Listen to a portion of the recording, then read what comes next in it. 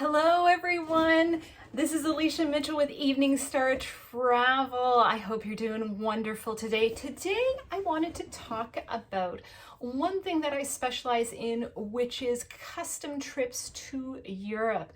So I do develop a lot of custom trips to Europe, to different regions. And it's something I specialize in and love doing. Often the first question that people come up, well, custom trips, it's probably pretty expensive. What we're finding for prices, what I tend to recommend for a value or moderately priced trip for moderate hotels, some tours, maybe some private tours, as well as your transportation. We're looking at about $350 to $500 per person per day. So, it's not a budget travel for sure, but it is more moderate. Now, this price doesn't include international flights. That's above and beyond, but that gives you a good ballpark.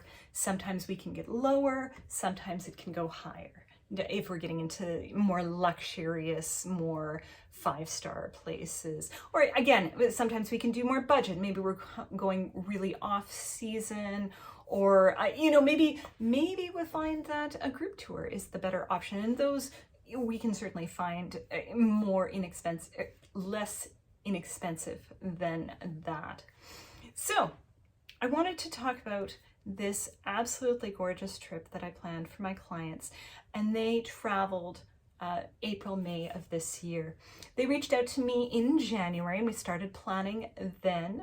Things were still a little bit iffy this past January, but they had a wonderful trip. They explored Spain and Portugal. So they flew from Canada into Barcelona. They spent a few days there. From Barcelona, they flew to Sevilla, and they spent a few days there. Now, from Sevilla, they actually rented a vehicle to drive the south of Spain for a few days. Bit of an adventure. I don't recommend this for everybody, but for them, it was a really great choice. They drove from Sevilla. Their first stop was Ronda, with the incredible gorge. And they had a hotel that was right overlooking it, absolutely gorgeous. From there, then they drove to Nerja, which is on the ocean, on the beach, on a beautiful cliffside resort. Spent a few days there. From there, they then drove to Granada, where they dropped off their vehicle. They just spent one night there, and then they took a flight to Porto. Spent a few days in Porto, took the train from Porto down to Lisbon, spent a few days in Lisbon, and then flew back to Canada. A gorgeous, beautiful trip. Oh, it was really lovely. Like in all of the big cities, they had private walking tours to kind of orient themselves with the city. But then they had some other really gorgeous tours.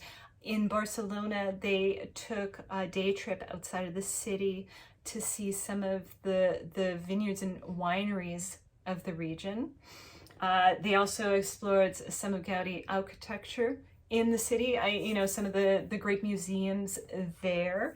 They did a few different market tours and food tours to explore the different foods of the regions. They even took a couple cooking classes. So another highlight was when they were in Sevilla, they took a day trip train out to Cordoba, which is a gorgeous, gorgeous little town to explore. Spent the day just exploring, visiting a couple of the famous buildings there, the Alhambra that's there, just for a day trip, then took the train back.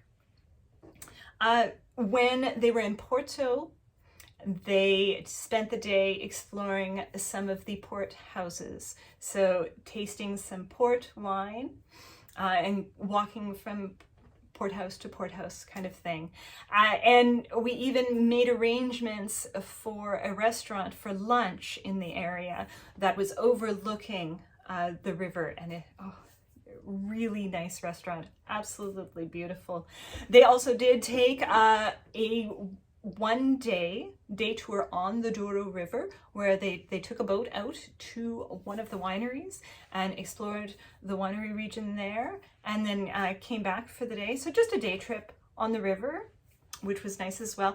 When they were in Lisbon, what they did is one thing that they got a private driver and they drove outside of the city so that they could explore the region outside the city. And yes, the cities are absolutely fantastic, but for them, they really wanted to see the countryside as well and get out of the city. And it is really fantastic to get outside of the city and do those trips, because you get to see the country in a totally different way and see different parts and different experiences. When they were on their day trip, they went to go visit Sintra and Cascais.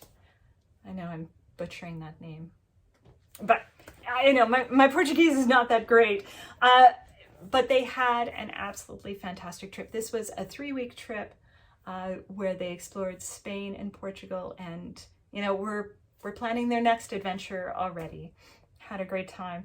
So when you are interested in planning and booking a European adventure, I would love to help you out. I get so pumped up about doing trips like this. What you can do also, below this video in the blog post, you'll see a link to the itinerary from this trip, just to give you an idea of the details that you receive when you book a trip through me. Now, a lot of these details are they're already not even applicable anymore, because a lot of it is, COVID rules and regulations that we needed to follow. There was one place where, we had to go and make arrangements for them to get a COVID test before heading into Portugal. So I helped them make all those arrangements, let them know what the process was going to be, what they needed to do, made sure that they knew all the different steps and things to prepare for their trip so that it went as smoothly as possible. We certainly did have a few hiccups on the way back. There were some canceled flights. We had to make some really last minute arrangements, but we did, and they ended up, getting home and everything was fine. But it was an absolute pleasure to book this trip. And you can certainly take a look. Some details have been removed, obviously, for privacy, but take a look. It was a gorgeous trip, and again, had a blast planning it out. Again, this is Alicia with Evening Star Travel. You have a wonderful day.